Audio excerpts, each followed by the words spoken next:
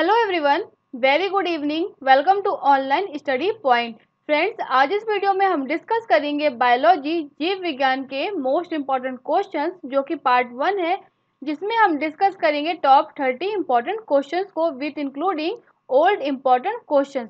Friends, यह जो video है मेनली टारगेट किया है हमने एनटीपीसी ग्रुप डी एग्जाम के लिए। तो फ्रेंड्स, आज का पहला क्वेश्चन है, कौन सा अंग रोगाणुओं का विनाश करता है तथा शरीर का पुलिस रक्षक कहलाता है? तो 4 ऑप्शन है यहाँ पर फ्रेंड्स। जो सही आंसर है वो है यकृत, लिवर। यकृत रोगाणुओं का विनाश करता है, यानी कि जो अणु रोगों के कारण बनते हैं उनका विनाश करता है, और इसीलिए इसे शरीर का पुलिस रक्षक भी कहते हैं। लिवर में कफर सेल्स पाए जाते हैं जो रोगाणुओं को नष्ट करने का कार्य करते हैं, जो कि काफी इंपॉर्टेंट है। और फ्रेंड्स, मानव शरीर की सबसे बड़ी ग्रंथि लिवर यकृत कहलाती है, जिससे पित्त रस बाइल जूस का निर्माण होता है, और यही बाइल जूस पित्त रस हमारे पित्ताशय में जाकर संचित होता है। तो फ्रेंड्स, हमने यहाँ पर डिस्कस किया यकृत, लिवर के बारे में। नेक्स्ट क्वेश्चन है, जीवाणुओं की खोज की थी। 4 ऑप्शन है यहाँ पर। तो जीवाणुओं की खोज की थी फ्रेंड्स एवी ल्यूवेन हॉक ने। जीवाणुओं की खोज आपने यहाँ पर देख ली, लेकिन इन्होंने कब की थी? 1674 में की थी, इसीलिए इन्हें फादर ऑफ बैक्टीरियोलॉजी भी कहा जाता है। यहाँ पर हम कुछ इंपॉर्टेंट पॉइंट्स को भी डिस्कस कर लेते हैं। जैसे सेकेंड पॉइंट में आप देख रहे हैं रॉबर्ट हुक। तो रॉबर्ट हुक ने क्या किया था? कोशिका की खोज की थी 1665 में। नेक्स्ट दिख रहा है आपको रॉबर्ट कोच। तो इन्होंने क्या किया था? इनको हम सूक्ष्म जैविकी के क्षेत्र में युग पुरुष माने जाते हैं, रॉबर्ट कोच। और नेक्स्ट है लुइस पास्चर। इन्होंने क्या किया था? रेबीज वैक्सीन की खोज की थी। तो फ्रेंड्स, इस पॉइंट को आप याद रखिएगा कि जीवाणुओं की खोज की थी एवी ल्यूवेन हॉक ने। नेक्स्ट क्वेश्चन है, हीमोफीलिया रोग है अनुवांशिकी कैल्शियम की कमी से होता है, रुधिर की कमी से होता है, या उपर्युक्त में से कोई नहीं? तो फ्रेंड्स, जो हीमोफीलिया रोग होता है वो अनुवांशिकी रोग है।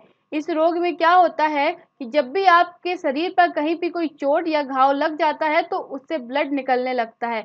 यहाँ पर क्या होता है, जो बहता हुआ रक्त होता है वो जमता नहीं है। इसका एक बहुत ही इम्पोर्टेंट कारण है, क्योंकि ब्लड में थ्रोम्बोप्लास्टिन नामक पदार्थ की कमी हो जाती है। जैसा कि मैं बता दूं, हमारे ब्लड पर एक प्रोटीन पाया जाता है फाइब्रोनोजन प्रोटीन। वो क्या कार्य करता है? रक्त का थक्का जमाने का कार्य करता है। तो इस प्रकार के तत्वों की हमारे ब्लड में कमी हो जाती है तो हमें हीमोफीलिया रोग हो जाता है। यह एक अनुवांशिकी रोग है। नेक्स्ट क्वेश्चन है फ्रेंड्स, हीमोग्लोबिन में कौन सी धातु पाई जाती है? 4 ऑप्शन है। तो फ्रेंड्स, हीमोग्लोबिन में जो धातु पाई जाती है वो आयरन, जिसका फॉर्मूला है Fe। आप याद रखिएगा, हीमोग्लोबिन में धातु पाई जाती है आयरन, जिसका फॉर्मूला है Fe। आप यहाँ पर देख सकते हैं हीमोग्लोबिन जो होता है हमारे आरबीसी का एक केंद्रक होता है, हमारे ब्लड में पाया जाता है। तो उसमें एक केंद्रक पे इसके लौह धातु पाई जाती है।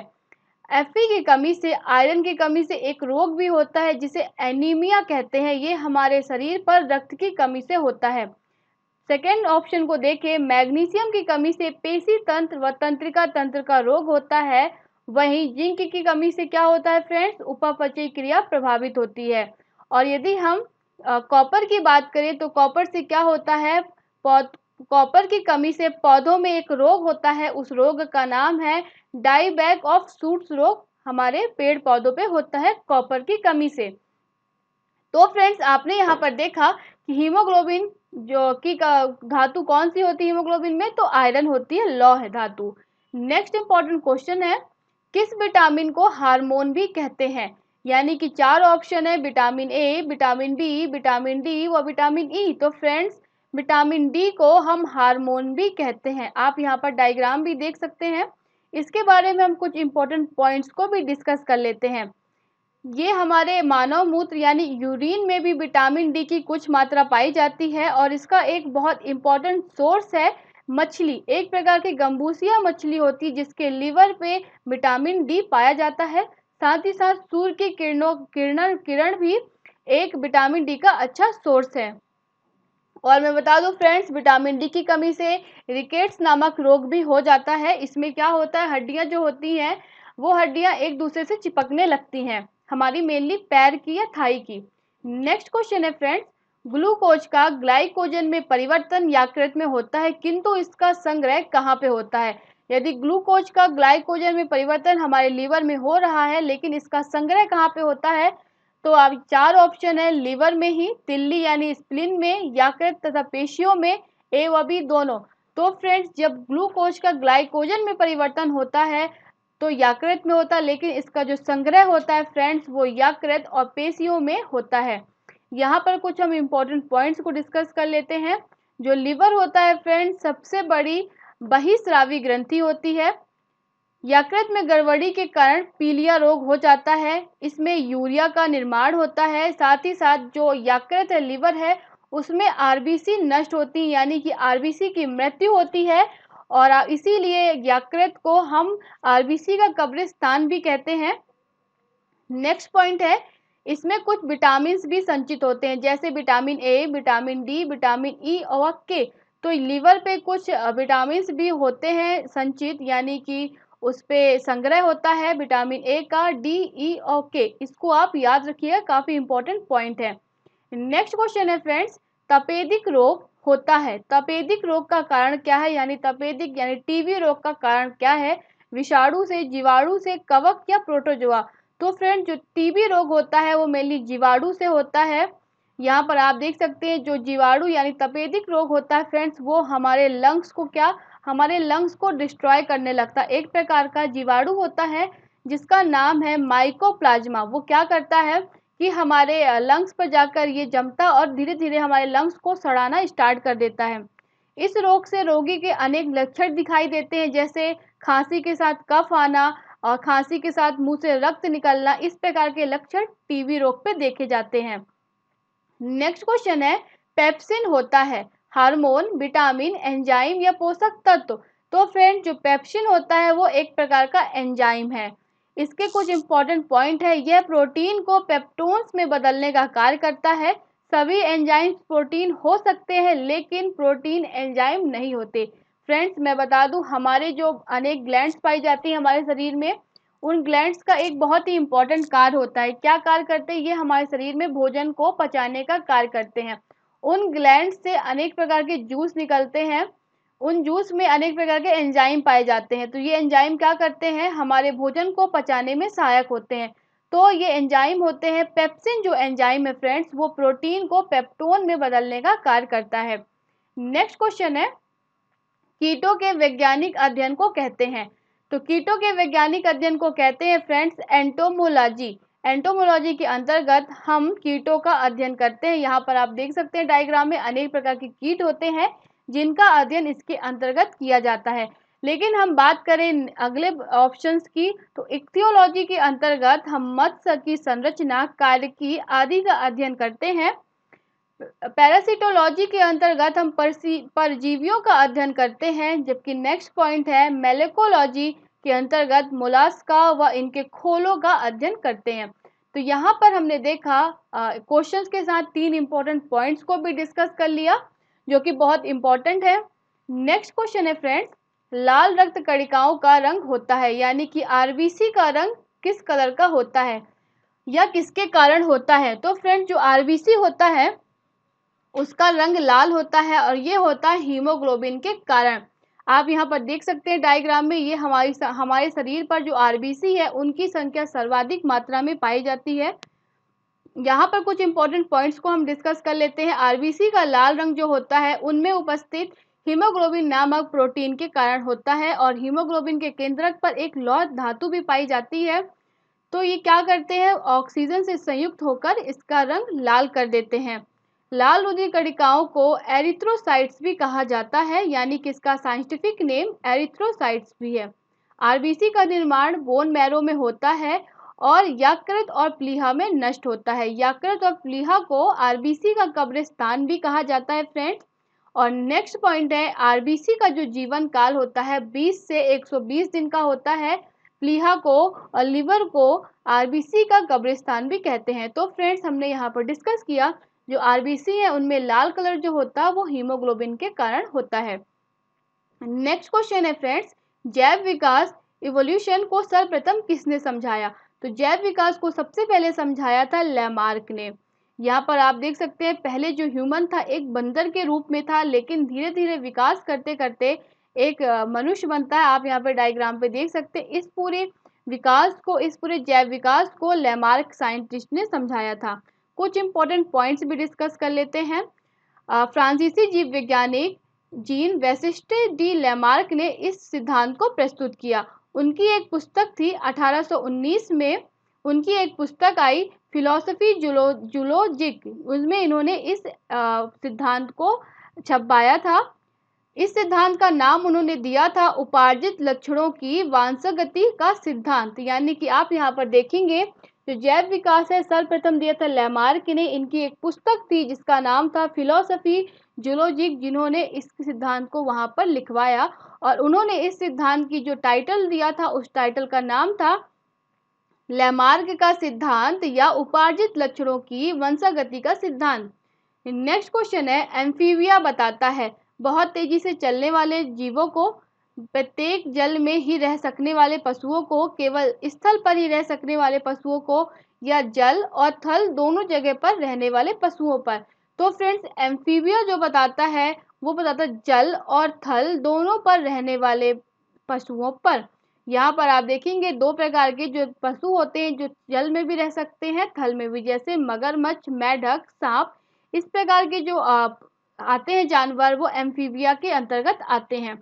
एम्फीबिया अर्थात उभयचर वर्ग के अंतर्गत ऐसे जंतु आते हैं जिनका शरीर जलीय और स्थलीय दोनों प्रकार के जीवन के लिए उपयोजित होता है। यानी कि जल में भी रह सकते हैं और स्थल में भी रह सकते हैं। ये जंतु असमतापी होते हैं। इनके शरीर का तापमान वातावरण के तापमान के अनुसार घटता बढ़ता रहता है। यहाँ पर कुछ एग्जाम्पल्स भी हैं, जैसे मेढक, टोड, या बोले सांप, मगरमच्छ। इस प्रकार के आप उदाहरण देख सकते हैं। नेक्स्ट क्वेश्चन है, पौधों के कौन सा भाग हल्दी प्राप्त होती है? यानी कि पौधे के कौन से भाग से हल्दी प्राप्त होती है? जड़, फल, पुष्प या तना? तो फ्रेंड्स जो हल्दी प्राप्त होती है वो तने से प्राप्त होती है। कुछ इंपॉर्टेंट पॉइंट्स, हल्दी का एक पौधा प्रकंदी बहुवर्षीय शाकीय पौधा है। शाकीय का मतलब फ्रेंड्स बहुत छोटे पौधे होते हैं, उन्हें हम शाक कहते हैं, जिनका वास्तविक नाम होता है कुरकुमा लांगा। और ये किस कुल से संबंधित है? जिंजिबेरेसी के अंतर्गत आते हैं। ये कुल एक समूह है जिसके अंतर्गत ये हल्दी आती है। इसका उत्पत्ति स्थल जो माना जाता है वो उष्णकटिबंधीय दक्षिण एशिया माना जाता है। और एक और इम्पोर्टेंट पॉइंट कि इसका उपयोग कहाँ कहाँ होता है? तो इसका उपयोग औषधि, मसाले, रंग कारक इत्यादि के रूप में हम हल्दी का उपयोग करते हैं। तो फ्रेंड्स जो हल्दी का भाग होता है तना, उसका हम उपयोग करते हैं हमेशा। नेक्स्ट है, प्याज के छिलके उतारने पर आंसू आते हैं क्योंकि प्याज निष्कासित करते हैं। तो फ्रेंड्स हमेशा आपने देखा होगा जब भी प्याज को काटते हैं तो आंसू आने लगते हैं, तो उससे एक प्रकार का अम्ल निकलता है, उस अम्ल का नाम है सल्फेनिक अम्ल। इस कारण से हमेशा आंसू निकलते हैं। प्याज काटने पर सिंथेज एक एंजाइम है, नामक एंजाइम निष्कासित होता है। सिंथेज एंजाइम प्याज में उपस्थित सल्फाइड एमिनो अम्ल को सल्फेनिक अम्ल में परिवर्तित कर देता है, जिसके कारण हमें आंसू निकलते हैं। नेक्स्ट क्वेश्चन है, पपीते में पीले रंग का कारण क्या है? पपेन, लाइकोपीन, कैरिकोजेंथिन या कैरोटीन? तो फ्रेंड्स पपीते में पीले रंग का मुख्य कारण होता है कैरिकोजेंथिन। इसके कारण ही पपीता हमें पीले रंग का दिखाई देता है। कुछ इंपॉर्टेंट पॉइंट्स की बात करें तो पपीते का वानस्पतिक नाम है कैरिका पपाया। पपीते में उपस्थित कैरिकोजेंथिन वर्णक के कारण ही इसका रंग पीला होता है। नेक्स्ट है, हमारे तंत्र में अधिकतम एटीपी अणुओं को उत्पन्न करने वाला पद है। यानी कि हमारे जो श्वसन तंत्र होता है उसमें एटीपी अणुओं को उत्पन्न करने वाला पद कौन सा कहलाता है फ्रेंड्स? कहलाता है क्रेब्स चक्र। मैंने आपको बताया था क्रेब्स चक्र में जब मैंने श्वसन तंत्र को डिस्कस किया था। आप यहाँ पर देख सकते हैं जो हमारा रेस्पिरेटरी सिस्टम होता है वो अनेक प्रकार के अंगों से मिलकर बनता है, जैसे nose, mouth, trachea, lungs, diaphragm. इस प्रकार के अंगों से मिलकर बनता है श्वसन तंत्र यानी रेस्पिरेटरी सिस्टम। इसमें क्या होता है कि हम O2 को ग्रहण करते हैं और CO2 को वापस करते हैं, तो ये सारी क्रिया कहलाती है श्वसन क्रिया। तो श्वसन तंत्र में अधिकतम एटीपी यानी एडिनोसिन ट्राइफॉस्फेट अणुओं को उत्पन्न करने वाला पद क्रेब्स चक्र है। यह चक्र कोशिका के माइटोकॉन्ड्रिया में संपन्न होता है। इस चक्र की खोज किसने की थी? हैंस क्रेब्स ने की थी। इन्हीं के नाम पर, इन्होंने अपने नाम पर ही इसका क्रेब्स चक्र नाम दिया। नेक्स्ट क्वेश्चन है, राइबोजाइम होते हैं डीएनए, आरएनए, प्रोटीन्स व इनमें से कोई नहीं। तो फ्रेंड्स जो राइबोजाइम होते हैं वो होते हैं आरएनए। आरएनए के बारे में कुछ इंपॉर्टेंट पॉइंट्स जाने। राइबोन्यूक्लिक एसिड एंजाइम या राइबोजाइम्स आरएनए अणु है जो विशिष्ट जैव रासायनिक प्रतिक्रियाओं को उत्प्रेरित करने की क्षमता रखता है। आरएनए की खोज किसने की थी? तो फ्रेडरिक मिचर ने आरएनए की खोज की थी। नेक्स्ट क्वेश्चन है फ्रेंड्स, मानव शरीर में अधिकतम मात्रा में पाया जाने वाला तत्व कौन है? यानी कि मानव शरीर में सबसे अधिक मात्रा में कौन सा तत्व पाया जाता है? लोहा, सोडियम, फास्फोरस या कैल्शियम? तो फ्रेंड्स सबसे ज़्यादा पाया जाता है कैल्शियम। कैल्शियम के बारे में इंपॉर्टेंट बात करें तो मानव शरीर में प्रधान रूप से 6 तत्व पाए जाते हैं जो oxygen, carbon, hydrogen, nitrogen, calcium या फास्फोरस है। तो फ्रेंड्स इनका हम परसेंटेज भी जान लेते हैं कि कितनी कितनी मात्रा में हमारी बॉडी पर पाए जाते हैं। तो ऑक्सीजन की जो मात्रा होती है वो 65% होती है, कार्बन की 18% होती है, हाइड्रोजन की 10% होती है, 3% होती है नाइट्रोजन की फ्रेंड्स, 1.4% कैल्शियम की होती है तथा 1.1% फास्फोरस की होती है। तो फ्रेंड्स कभी भी आपको क्वेश्चन आए कि मानव शरीर में सबसे अधिक पाया जाने वाला तत्व कौन सा है, तो फ्रेंड्स ऑक्सीजन है। लेकिन आप यहाँ पर ऑप्शन देख रहे होंगे कि यहाँ पर ऑप्शन नहीं है, सबसे ज़्यादा यहाँ पर ऑप्शन आपको दिख रहा है कैल्शियम का, तो हम यहाँ पर कैल्शियम टिक करेंगे। यदि कहीं भी आपको ऑप्शन में ऑक्सीजन मिले या कार्बन मिले या हाइड्रोजन मिले तो आप उसे टिक करेंगे। तो आप इस पॉइंट को, बिल्कुल इंपॉर्टेंट पॉइंट है, आप इसे जरूर याद करें। नेक्स्ट क्वेश्चन है, रेशम कीट पालन को कहते हैं एपीकल्चर, हॉर्टिकल्चर, सेरीकल्चर, फ्लोरिकल्चर? तो फ्रेंड्स रेशम कीट पालन को सेरीकल्चर कहते हैं। एपीकल्चर के अंतर्गत हमने यहाँ पर देखा, जो सेरीकल्चर के अंतर्गत क्या होता है, ऐसे कीड़ों को उत्पादन किया जाता है जिनका यूज हम रेशम बनाने में करते हैं। जैसे आप यहाँ पर देख सकते हैं, ऐसे कीड़ों का उत्पादन किया जाता है जिनके माध्यम से हम रेशम बनाने का कार्य करते हैं। लेकिन वहीं हम देखें एपीकल्चर के बारे में, तो यहाँ पर क्या होता है, व्यापारिक स्तर पर शहद का उत्पादन किया जाता है। नेक्स्ट है हॉर्टिकल्चर, तो इसमें क्या करते हैं, पुष्प एवं फल देने वाले पौधों का अध्ययन करते हैं। और यदि हम सेरीकल्चर की बात करें तो हमने डिस्कस ही कर लिया है कि कच्चे रेशम के उत्पादन हेतु रेशम कीट का पालन करते हैं। और फ्लोरिकल्चर में क्या करते हैं फ्रेंड्स, सजावट के लिए काम आने वाले पुष्पों का अध्ययन करते हैं। तो फ्रेंड्स यहाँ पर हमने क्वेश्चंस को भी डिस्कस किया, साथ में हमने ऑप्शंस को भी डिस्कस किया। नेक्स्ट क्वेश्चन है, निम्नलिखित में से कौन मानव शरीर की सबसे छोटी हड्डी है? तो मानव शरीर में सबसे छोटी हड्डी होती है फ्रेंड्स स्टेपीज। ये कहाँ पर स्थित होती है? यह हमारे कान पर स्थित होती है। कुछ इंपॉर्टेंट पॉइंट्स की बात कर लेते हैं। मानव शरीर में सबसे छोटी हड्डी स्टेपीज है जो मनुष्य के कान पर पाई जाती है। आप यहाँ पर डायग्राम पे भी देख सकते हैं, सबसे छोटी हड्डी ये कान के अंदर का है डायग्राम, जहाँ पर मैंने लिया है आपको हड्डी दिखाने के लिए। नेक्स्ट पॉइंट की बात करें, जबकि मानव शरीर की सबसे बड़ी हड्डी कौन सी है? फीमर, जो कहाँ पर पाई जाती है? हमारी जांग या थाई पर पाई जाती है। नेक्स्ट क्वेश्चन है, मनुष्य के शरीर में पसलियों के कितने जोड़े होते हैं? आपको पसलियों में बता दूं, मनुष्य के शरीर में पसलियों के लगभग 12 जोड़े पाए जाते हैं, यानी कि टोटल 24 पसलियां मानव शरीर पर पाई जाती हैं। आप यहाँ पर देख सकते हैं डायग्राम में, ये क्या करते हैं, एक पूरा जाल बना लेते हैं। जो क्या कार्य करते हैं, इनका एक बहुत इंपॉर्टेंट कार्य है, ये हमारे शरीर के कोमल अंगों जैसे लंग्स, हृदय आदि की रक्षा करते हैं। तो इंपॉर्टेंट पॉइंट्स को डिस्कस करें कि मनुष्य के शरीर में पसलियां की कुल संख्या 12 जोड़ी अर्थात 24 होती है। सभी पसलियां मिलकर एक बेलनाकार पिंजरा केज का निर्माण कर लेती हैं जिसमें फेफड़े, लंग्स, हृदय आदि स्थित होते हैं। यानी कि जो पसलियां होती हैं वो हमेशा क्या कार्य करती हैं, हमारे शरीर के कोमल अंगों को सुरक्षित रखने का कार्य करती हैं। नेक्स्ट क्वेश्चन है फ्रेंड्स, मानव तंत्र में निम्नलिखित में से कौन सी एक पाचक एंजाइम नहीं है? यहाँ पर 4 ऑप्शन है जिसमें से एक ऑप्शन पाचक एंजाइम नहीं है। तो फ्रेंड्स मैंने आपको एक अलग से वीडियो बनाया है डाइजेस्टिव सिस्टम का, तो यदि आपको डिटेलिंग में पढ़ना है तो आप मेरी प्लेलिस्ट पर भी जाकर वीडियो को देख सकते हैं। तो फ्रेंड्स मानव तंत्र में कौन सा पाचक एंजाइम नहीं है निम्न 4 ऑप्शन में से? तो फ्रेंड्स ग्रेस्टिन नहीं है, ट्रिप्सिन है पाचक एंजाइम, टाइलिन भी है और पेप्सिन भी है। तो फ्रेंड्स ग्रेस्टिन की बात करें, सबसे पहले हम ट्रिप्सिन को डिस्कस करते हैं। तो ट्रिप्सिन कहाँ से पाया जाता है? ये हमारे अग्नाशय में पाया जाता है। ट्रिप्सिन नामक एंजाइम हमारे अग्नाशय में पाया जाता है, जबकि टाइलिन नामक एंजाइम हमारे लाल ग्रंथि यानी मुख में पाया जाता है, और पेप्सिन नामक हमारा जो एंजाइम है वो हमारे आमाशय यानी स्टमक में पाया जाता है। यदि हम ट्रिप्सिन की बात करें तो ट्रिप्सिन एक प्रकार का पेप्टाइडेज भी है, जो क्या कार्य करता है? पेप्टाइड्स को तोड़ने का कार्य करता है।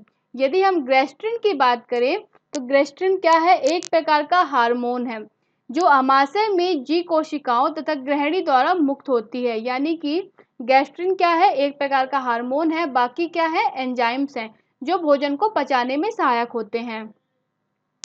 नेक्स्ट क्वेश्चन है, विटामिन सी का मुख्य सोर्स है कच्चे व ताजे फल, दूध, घी व दालें। तो विटामिन सी का जो मुख्य सोर्स है फ्रेंड्स वो है कच्चे व ताजे फल। यहाँ पर आप देख सकते हैं कि सोर्सेस क्या क्या होते हैं डायग्राम में भी, जैसे आपको बनाना दिख रहा होगा, लेमन दिख रहा होगा, तो ये सारे जो होते हैं वो विटामिन सी का सोर्स होते हैं। विटामिन सी के रासायनिक नाम की बात करें तो एस्कॉर्बिक अम्ल इसका रासायनिक नाम है। इसका सबसे उत्तम स्रोत क्या है? आंवला है। इसके आंवला ये क्या होते हैं? इसके अलावा खट्टे फलों जैसे नींबू, संतरा, मौसम्मी इसके भी उत्तम सोर्स हैं। दूध में मुख्य रूप से क्या पाया जाता है? यदि हम सेकेंड ऑप्शन की बात करें तो दूध में क्या पाया जाता है? विटामिन ए, विटामिन बी व विटामिन डी व विटामिन के उपस्थित होते हैं। जबकि हम दालों की बात करें व घी की बात करें तो दालों में मुख्यतः प्रोटीन जो होता है प्रचुर मात्रा में होती है, साथ में घी की बात करें तो उसमें वसा प्रचुर मात्रा में होती है। नेक्स्ट क्वेश्चन है, विटामिन डी का सोर्स है। चार ऑप्शन है, नींबू, सूर्य की किरण, संतरा या काजू। तो फ्रेंड्स विटामिन डी का जो सोर्स होता है वो होता है सूर्य की किरणें। सबसे अच्छा स्रोत मानी जाती हैं विटामिन डी का सबसे अच्छा उत्तम स्रोत माना जाता है सूर्य की किरणें, सनरेज। सूर्य की किरणों के द्वारा विटामिन डी का निर्माण हमारी त्वचा कोशिकाओं के द्वारा किया जाता है। यदि हम बात करें मक्खन यकृत, अंडों की जर्सी, वृक्क आदि में भी यह मिलता है। एक मैं बता दूं मेन इम्पॉर्टेंट पॉइंट फ्रेंड्स, एक मछली है जिसका नाम है गम्बूसिया फिश, उसमें उसके लीवर में विटामिन डी का उत्तम सोर्स माना जाता है। नेक्स्ट पॉइंट है, यदि विटामिन डी की कमी हो जाती है तो कौन कौन से रोग होते हैं? तो विटामिन डी की कमी से बच्चों में रिकेट्स होता है और बड़ों में क्या होता है? ओस्टियोमेलेसिया नामक बीमारी हो जाती है। इस पॉइंट को याद रखिएगा, बच्चों में रिकेट्स होता है जबकि बड़ों या वयस्कों में क्या होता है? ओस्टियोमेलेसिया। नेक्स्ट क्वेश्चन है, अलसी किसका प्रचुर स्रोत है? तो विटामिन सी का, ओमेगा 3 वसी अम्ल, आवश्यक अमीनो अम्ल या प्रतिऑक्सीडेंट। तो फ्रेंड्स अलसी जो होता है वो होता है ओमेगा 3 वसी अम्ल का सबसे प्रचुर स्रोत। आप देख सकते हैं अलसी या तीसी, इसे तीसी भी कहते हैं, समशीतोष्ण प्रदेशों का पौधा है। इसके बीज से तिल निकाला जाता है, अलसी का तेल निकाला जाता है। इसमें प्रचुर मात्रा में ओमेगा 3 वसी अम्ल होता है जो हमारे शरीर के लिए काफ़ी इम्पोर्टेंट है, जो रक्त नलिकाओं में वसा के जमाव को रोकने में सक्षम है। फ्रेंड्स इसके कारण हमें हार्ट अटैक की जो संख्या होती है वो घट जाती है। नेक्स्ट क्वेश्चन है, निम्नलिखित में से कौन सा युग्म सही नहीं है? विटामिन डी से सुखंडी रोग होता है, विटामिन सी से मसूड़ों में सूजन आती है, विटामिन ए से गठिया रोग होता है, व विटामिन बी से बेरी। तो फ्रेंड्स इनमें से जो सुमेलित नहीं है यानी कि जो सही नहीं है वो है विटामिन ए। विटामिन ए से गठिया रोग नहीं होता फ्रेंड्स, विटामिन ए की कमी से रतौंधी नामक बीमारी होती है हमारी आंखों पर। लेकिन यदि हम गठिया की बात करें तो गठिया जो रोग है हमारे पैरों के ज्वाइंट पर होता है। विटामिन डी की बात करें तो विटामिन डी की कमी से सुखंडी, जिसे हम सूखा रोग या रिकेट्स भी कहते हैं, प्राय बच्चों में होता है और बड़ों में मैंने बताया ओस्टोमेलेसिया नामक रोग होता है। यदि हम विटामिन सी की बात करें तो विटामिन सी से स्कर्वी रोग होता है। इससे क्या होता है? मसूड़ों से खून आने लगता है, मसूड़ों से सूजन आने लगती है। और नेक्स्ट पॉइंट है विटामिन बी। विटामिन बी की कमी से बेरी होता है जो एक कुपोषण जन्य रोग है। तो फ्रेंड्स यहाँ पर हमने क्वेश्चंस के साथ साथ ऑप्शंस को भी डिटेलिंग की है। नेक्स्ट है, रक्त समूहों की खोज किसने की थी? अलेक्जेंडर फ्लेमिंग ने, रॉबर्ट कॉच ने, विलियम हार्वे ने या कार्ल लैंडस्टीनर ने? तो फ्रेंड्स रक्त समूहों की खोज की थी कार्ल लैंडस्टीनर ने। आप यहाँ पर देख सकते हैं, उनका एक मैंने फोटो भी ली हुई है। सन 1900 में कार्ल लैंडस्टीनर ने 4 समूहों की खोज की। उन समूहों के नाम मैं आपको बता दूं, ए बी व ओ। सबसे पहले इन्होंने रीसस नामक बंदर में एक अलग फैक्टर ढूंढा था जिसे इन्होंने नाम दिया था RH फैक्टर। रक्त समूह में देखें तो ए में एंटीजन ए पाया जाता है। ए में क्या होता है? एंटीजन ए पाया जाता है। रक्त समूह बी में एंटीजन बी होता है। ए बी में ए व बी एंटीजन कोई भी नहीं पाया जाता, जबकि ओ में दोनों पाए जाते हैं। समूह के रक्त में न तो एंटीजन उपस्थित होता है और ना ही RH फैक्टर। समूह ओ की बात है। तो फ्रेंड्स यहाँ पर आप ओ कर लीजिएगा, समूह ओ के रक्त में आप यहाँ पर ओ कर लीजिएगा फ्रेंड्स। तो आप यहाँ पर देखोगे कि ए में कौन सा हो रहा था? ए में हो रहा था एंटीजन ए, बी में एंटीजन बी, और ए बी में ना तो एंटीजन ए ना एंटीजन बी, और ओ की बात करें ना तो कोई एंटीजन पाया जाता है ना ही कोई RH फैक्टर। तो इस प्रकार से आप ओ समूह को देखोगे, ओ समूह हमेशा कोई भी व्यक्ति अपने ऊपर चढ़ा सकता है, यानी डोनेट कर सकता है। इस प्रकार से हमने यहाँ पर क्वेश्चंस को डिस्कस किया। नेक्स्ट है, मानव शरीर में कौन सा भाग शरीर ताप को नियंत्रित रखता है? हृदय, यकृत, वृक्क या फेफड़ा? तो फ्रेंड्स मानव शरीर को हमेशा नियंत्रित रखने का कार्य करता है हमारा फेफड़ा, लंग्स। आप यहाँ पर देख सकते हैं। फेफड़ा एक प्रमुख श्वास नांग यानी रेस्पिरेटरी ऑर्गन है जो शरीर ताप को नियंत्रित रखता है। श्वसन क्रिया के दौरान शरीर के ऊतकों में भोज्य पदार्थ के ऑक्सीकरण से जहां एक ओर ऊर्जा उत्पन्न होती है, वहीं दूसरी ओर जल वाष्प तथा गैस का शरीर से उच्च श्वसन द्वारा निष्कासन होता है, जिसके परिणाम स्वरूप शरीर का ताप नियंत्रित रहता है। मैं आपको यहाँ पर सरल भाषा में समझा दूं फ्रेंड्स, हमारा जो श्वसन तंत्र है वो अनेक प्रकार के अंगों से मिला है। जो हमारा फेफड़ा, जो हमारा लंग्स होता है, वो प्यूरा झिल्ली के द्वारा घिरा होता है, और इसमें एक मेम्ब्रेन, एक झिल्ली पाई जाती है जिसे हम कहते हैं मकस मेम्ब्रेन, म्यूकस मेम्ब्रेन। तो फ्रेंड्स ये जो पूरा है, ये जो हमारे पूरे लंग्स पर पाया जाता है। आपने देखा होगा कभी कभार हमें नाक के माध्यम से भी निकलता है, हमारे जब छींकते हैं तो फ्रेंड्स ये क्या कार्य करता है? ये हमारे शरीर को ताप नियंत्रित रखने का कार्य करता है। नेक्स्ट है, निम्नलिखित में से किसके संश्लेषण के लिए कोलेस्ट्रॉल आवश्यक होता है? इंसुलिन, एस्ट्राडियोल, ग्लाइकोजन या उपर्युक्त सभी? तो फ्रेंड्स इसका आंसर है एस्ट्राडियोल। इसके कारण कोलेस्ट्रॉल संश्लेषण के लिए आवश्यक होता है। यहाँ पर हम इंसुलिन की बात करें तो इंसुलिन का निष्कर्षण अग्नाशय से होता है, जिसकी कमी से चोनिया रोग या डायबिटीज रोग भी होता है, जिसे हम मधुमेह भी कहते हैं। इंसुलिन ग्लूकोज लिवर में ग्लाइकोजन के रूप में संचित रहता है। तो फ्रेंड्स आप इस पॉइंट को याद रखिएगा कि एस्ट्राडियोल के संश्लेषण के लिए कोलेस्ट्रॉल आवश्यक होता है। बहुत ही इंपॉर्टेंट पॉइंट है। नेक्स्ट क्वेश्चन है, और आज का लास्ट क्वेश्चन है फ्रेंड्स, बाल यानी हेयर किस प्रोटीन का बना होता है? उसे कहते हैं ग्लोबुलिन, म्यूसिन, किरेटिन या केसिन? तो फ्रेंड्स जो बाल या हेयर होते हैं वो बने होते हैं किरेटिन के। फ्रेंड्स एक पॉइंट का याद रखिएगा, किरेटिन और कैरोटीन में बहुत अंतर है। इसका जो आंसर है वो है किरेटिन। किरेटिन इसका राइट आंसर है। ये हमारे नाखूनों पर भी पाया जाता है और हमारे बालों पर भी पाया जाता है। बाल किरेटिन नामक प्रोटीन का बना होता है। यह प्राणियों के नाखून और बालों का प्रमुख संरचनात्मक घटक है।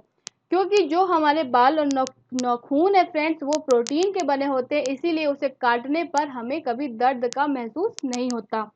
तो फ्रेंड्स ये थे आज बायोलॉजी के टॉप 30 इंपॉर्टेंट क्वेश्चंस जो हमने टारगेट किया रेलवे एनटीपीसी व ग्रुप डी को। यदि वीडियो आपको अच्छा लगा हो तो आप कमेंट बॉक्स में अपना फीडबैक जरूर दें, लाइक करें, वीडियो को शेयर करें व चैनल को सब्सक्राइब करें। इसकी यदि पीडीएफ आप सभी लोगों को चाहिए तो आप हमारे एप्लीकेशन को डाउनलोड कर इसकी पीडीएफ वहां से प्राप्त कर सकते हैं। और फ्रेंड्स हमारे फेसबुक पेज, इंस्टा पेज और आप हमारे अन्य सोशल मीडिया प्लेटफॉर्म से भी जुड़ सकते हैं। Thanks for watching this video.